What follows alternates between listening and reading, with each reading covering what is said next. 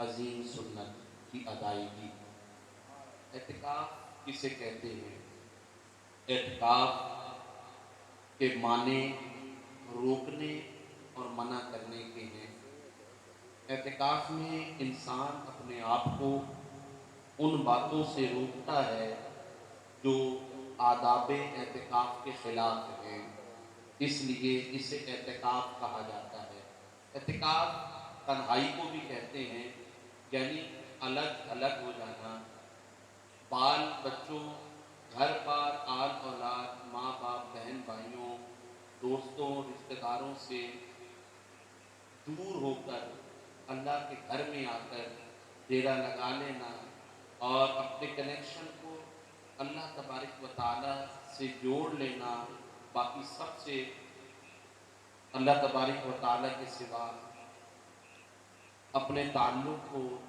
ختم کرنا، کچھ عرصے کے لیے تنہائی اختیار کرنا، اللہ کی عبادت کرنا، یہ اعتکاف کی اصطلاحی طور پر ہمیں معنی اور مفہوم نظر آتا ہے۔ اعتکاف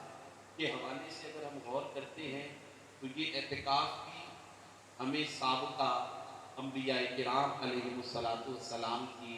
امتوں میں نظر آتا ہے، اور پہلی جو امتیں تھیں ان میں انبیاء کرام اعتکاف فرمایا کرتے تھے۔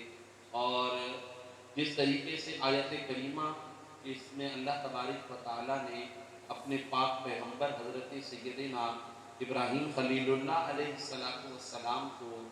اور ان کے لخت جگر حضرت سیدنا اسماعیل ذبیح اللہ علیہ السلام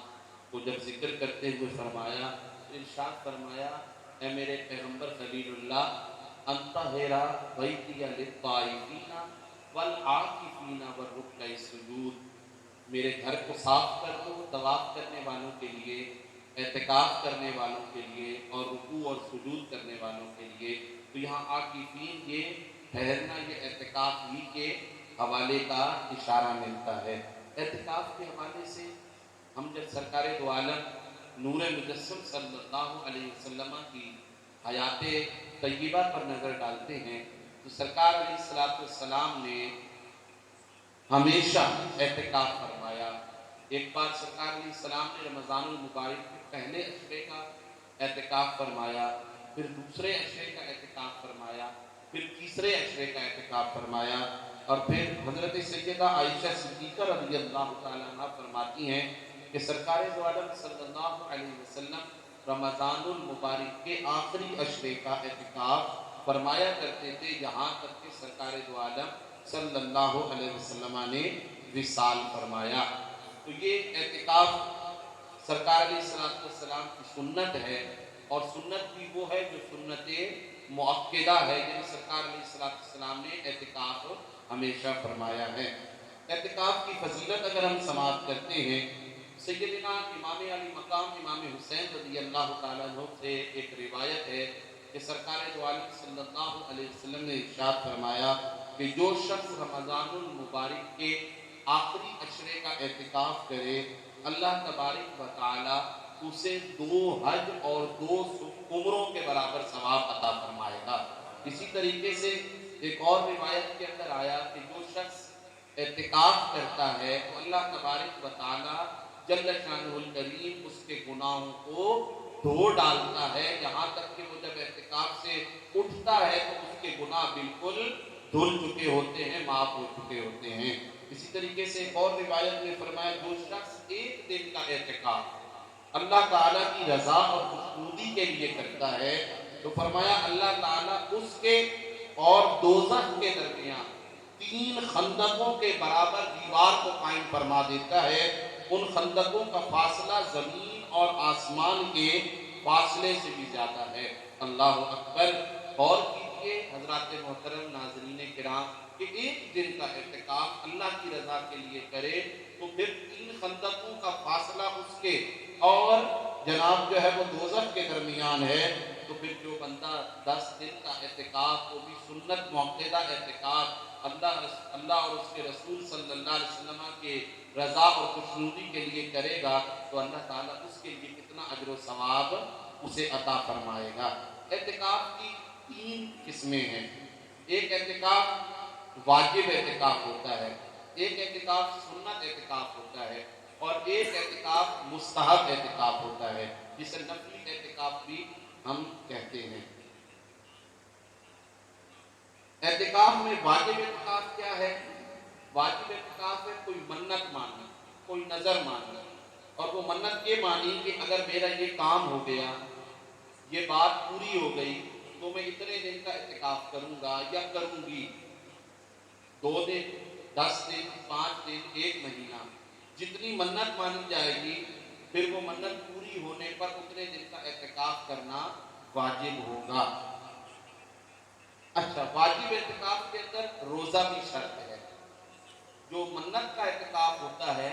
اس اعتکاف میں روزہ بھی شرط ہوتا ہے، اور اگر روزہ کی نیت نہ بھی کی ہو منت مانتے ہوئے، تب بھی منت اعتکاف پورا کرتے ہوئے روزہ رکھنا ہوگا۔ اسی طریقے سے سنت اعتکاف،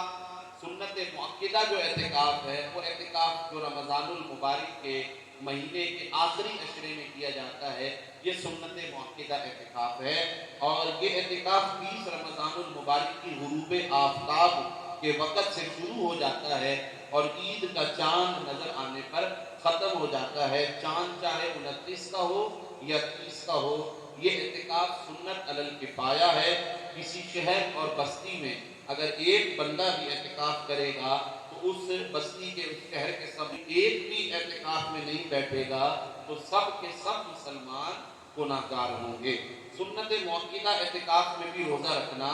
یہ شرط ہوتا ہے، ضروری ہوتا ہے۔ اس میں بھی بہت سارے لوگ ہیں معاشرے میں، ہمارے نوجوان طبقے سے بچے، یہ تو وہ شوق کے اندر تو بیٹھ جاتے ہیں، انہیں بٹھا بھی دیا جاتا ہے، لیکن وہ اعتکاف کو اعتکاف سمجھ کے نہیں بیٹھتے۔ فی زمانہ کہیں موبائل کسی نے رکھا ہے، جناب جتنی دوستیاں یاریاں پالنی ہیں وہ اس اعتکاف میں آ کے پالیں گے، اور جناب موبائلوں کا استعمال تو وہ اعتکاف میں بیٹھ کے ہوگا، اور جناب جو ہے وہ لاپرواہیاں اور غفلتیں، یہاں تک کہ ان اشیاء کا استعمال جو عام روٹین میں استعمال نہیں کرنی چاہیے، وہ جو ہے وہ معتکفین جو بیٹھے اعتکاف، خصوصاً بچے نوجوان، ان کے پاس سے نکلیں تو پھر اس اعتکاف کا کیا فائدہ ہوگا؟ ضرورت ہے اس امر کی کہ یہ اس گفتگو کو سنیں وہ نوجوان، وہ بچے جو اعتکاف کے اندر بیٹھے، وہ خالصتاً اعتکاف کی نیت سے اللہ رسول کی رضا کے لیے ان چیزوں سے رکے نہ۔ اعتکاف کا معنی ہی رکنے روکنے کا ہے۔ جب ان چیزوں سے رکنا ہے تو پھر اعتکاف کا کیا معنی اور مقصد ہوا؟ اسی طریقے سے موبائل بھائی بہت عرصہ ہے آپ کا استعمال کرنے کے لیے، دوست احباب بہت، یہاں تو یہ ہوتا ہے اعتکاف میں بیٹھے تو ساروں کو ملنا بھی یاد آ گیا، دوستیاں بھی یاد آ گئی، تو اس اعتکاف کا کیا مقصد رہ جائے گا؟ حتیٰ کہ معتکف کے لیے تو یہاں تک ہے کہ اگر معتکف جو اعتکاف میں بیٹھا ہے کوئی جنازہ اگر آ جاتا ہے تو معتکف جنازہ بھی نہیں پڑھ سکتا۔ جناب اگر کوئی مریض بیمار ہو جاتا ہے تو معتکف اس کی عیادت کے لیے بھی نہیں جا سکتا، تو چاہے جائے کہ دوست آ کے ملے یا دوستیاں بنائی جائیں یا جناب موبائلوں کے استعمال کیے جائیں، تو یہ کیسے روا ہو سکتا ہے؟ لہٰذا اس چیز کا خیال رکھنا چاہیے۔ اسی طریقے سے جو نفلی اعتکاف ہوتا ہے، نفلی اعتکاف کے لیے کوئی وقت نہیں متعین ہوتا، یہ جب بھی چاہیں کر سکتے ہیں، اس کے لیے روزہ بھی شرط نہیں ہے۔ یہ نفلی اعتکاف 5 سے 10 منٹ کا بھی ہو سکتا ہے، 5 گھنٹے کا بھی ہو سکتا ہے، 1 دن کا بھی ہو سکتا ہے، رمضان المبارک میں بھی ہو سکتا ہے، رمضان المبارک کے بعد بھی ہو سکتا ہے، جب بھی آپ چاہیں۔ بلکہ اگر یہ سودا ہم سستا خرید لیں کہ جب بھی مسجد آئیں تو مسجد میں آتے ہی ہم مسجد میں داخل ہوتے وقت جب مسجد میں داخل ہونے کی دعا پڑھیں تو ساتھ ہی ہم اعتکاف کی نیت بھی کر لیں، جس کی نیت نویت سنت الاعتکاف ہے، تو یہ آپ کا جتنی دیر آپ مسجد میں رہیں گے، یہ آپ کا وقت جو گزرے گا وہ آپ کا نفلی اعتکاف کے اندر گزرے گا۔ اچھا جی، اسی طریقے سے اعتکاف کے حوالے سے مرد حضرات کے لیے اعتکاف کرنا مسجد میں ہے، مرد گھر پہ اعتکاف نہیں کر سکتا، مرد مسجد میں اعتکاف کرے گا۔ یوں ہی جو عورت ہے وہ مسجد میں اعتکاف نہیں کر سکتی، وہ اپنے گھر میں اعتکاف کرے گی۔ عورت کے لیے اس کی مسجد اس کا گھر ہے، اس کے لیے وہ جگہ جہاں وہ گھر میں نماز پڑھتی ہے، جہاں گھر میں کوئی جگہ مخصوص کوئی ہونا مخصوص کیا ہوا ہے. جہاں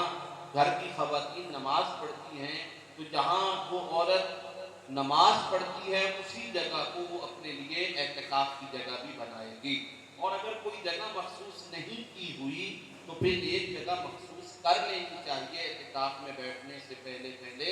اور پھر کوشش کرنی چاہیے کہ وہ ایسی جگہ مخصوص ہو کہ پھر یہ نیت ہو کہ اعتکاف کے بعد میں اسی جگہ پر آئندہ نماز پڑھا کروں گی، نماز ادا کیا کروں گی. اعتکاف کے لیے جہاں مردوں کے لیے ضروری ہے کہ وہ مسجد سے اعتکاف کی جگہ سے باہر نہیں نکلیں گے، اسی طریقے سے عورت کے لیے بھی ہے کہ جس جگہ وہ اعتکاف کے لیے بیٹھے وہ وہاں سے اٹھ کر باہر نہیں نکل سکتی ہے، وہاں سے کہیں اور نہیں جا سکتی ہے. اگر کوئی چھوٹا کمرہ مخصوص ہے پھر تو ٹھیک ہے، اگر کوئی بہت بڑا کمرہ ہے تو اس میں بھی ایک تو کونے کا حصہ لیا جائے، جتنی جگہ جانماز یا جو ہے وہ ایک بستر کی جگہ ہوتی ہے ایک معتکف کے حوالے سے اتنی جگہ کو گھیر لیا جائے اور اس کو متعین کر لیا جائے کہ یہ جگہ اعتکاف کی ہے، یہاں دیگر کوئی گھر کا فرد نہیں جائے گا. اور باقی جو جگہ ہے اگر وہاں سے کوئی کسی قسم کی کوئی چیز لینا چاہے تو وہ وہاں سے لے سکتا ہے یا آ جا سکتا ہے. لیکن خیال کیا جائے اس وجہ سے جو معتکفہ ہے یعنی جو خواتین جو خاتون بیٹھی ہیں، جو عورت بیٹھی ہیں، وہ کسی قسم کی ان کے اعتکاف میں جو ہے وہ دخل نہ ہو. دوسرے نمبر پہ یہ ہے ہاں اگر ضرورت ہے تو ضرورت کے پیش نظر جیسے گھر میں اور کوئی کرنے والا نہیں ہے، کوئی بات سمجھانی ہے تو اس صورت کے اندر وہ خاتون اپنی جگہ پر معتکفہ بیٹھے بیٹھے وہاں سے بتا سکتی ہے کہ فلاں چیز اتنی ڈالنی ہے یا فلاں چیز فلاں جگہ پڑی ہے یا کوئی ایسا معاملہ ہے تو یہ اجازت ضرورت کے پیش نظر ہے. اسی طریقے سے بیوی اور مرد سے اپنے خاوند سے اجازت لے کر اعتکاف میں بیٹھ سکتی ہے. اگر شوہر اجازت نہیں دیتا تو پھر بیوی کو اعتکاف میں نہیں بیٹھنا چاہیے. اور ان میں بھی تمام مسائل کو دیکھ لینا چاہیے، اگر آسانیاں میسر ہیں تو اجازت دینی بھی چاہیے، اور اگر کوئی ایسے معاملات ہیں جس کی وجہ سے بچے بہت چھوٹے ہیں، کوئی سنبھالنے والا نہیں ہے، گھر کے دیگر معاملات ہیں تو ان صورتوں کے اندر پھر خیال کرنا چاہیے. یہ مختصر سے مسائل تھے جو میں نے آپ کے سامنے عرض کیے. اور اس میں بہت چھوٹے بچے، بہت سے لوگ 9 10 سال کے 8 سال کے بچوں کو اعتکاف میں بٹھا دیتے ہیں. بالغ ہونا تو شرط نہیں ہے لیکن بچہ قریب البلوغ ہو، اتنا سمجھدار ہو، پاکی ناپاکی کے مسائل جانتا ہو، روزہ رکھ سکتا ہو، ان تمام چیزوں کا خیال رکھ سکتا ہو تو وہ اعتکاف میں بیٹھ سکتا ہے. ورنہ بہت زیادہ کم عمر ناسمجھ جو اعتکاف میں نہیں بیٹھ سکتے ہیں. اسی طریقے سے عورت جو ہے وہ بھی سمجھدار ہو، اور اگر جو ہے وہ بچی ہو تو وہ بھی قریب البلوغ سمجھدار ہو، مسائل کو جانتی ہو. اسی طریقے سے عورت کے لیے حیض اور نفاس سے خالی ہونا یہ بھی شرط ہے اعتکاف میں بیٹھنے کے لیے. اللہ تبارک و تعالی جل شانہ الکریم اعتکاف کی عظیم سنت کی ادائیگی کی جن حضرات نے نیت کی ہو اللہ انہیں اس پر استقامت عطا فرمائے، اور اللہ تعالی ہمیں اس اعتکاف کی برکتیں، ماہ رمضان المبارک کی برکتیں نصیب فرمائے. دیگر تفصیلی مسائل کے لیے ضرور بالضرور کتب دینیہ اور علماء اہل سنت سے رجوع کیا جائے. وما علینا الا البلاغ.